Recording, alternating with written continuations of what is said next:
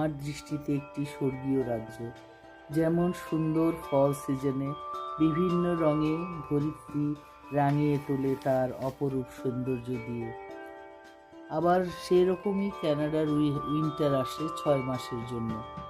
অপরূপ স্নোতে বর্ষিয়ে তোলে এখানকার রাস্তাঘাট, ব্যাকইয়ার্ড, বাড়িঘর, এমনকি জীবনযাত্রা একটু অচল হয়ে পড়ে।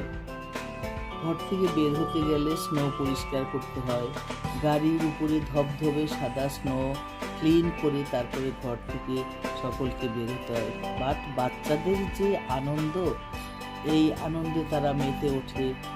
রাস্তাঘাট স্লিপারি হয়ে যায়, হাঁটা চলা কষ্ট হয়, যারা চলাফেরা করে তাদের অনেক ট্রাবল নিয়ে চলতে হয়। বাট বাচ্চাদের আনন্দ তো অন্য ধরনের, তারা স্নোর মধ্যে গড়াগড়ি খাচ্ছে, একে অপরকে স্নো দিয়ে ভিজিয়ে দিচ্ছে।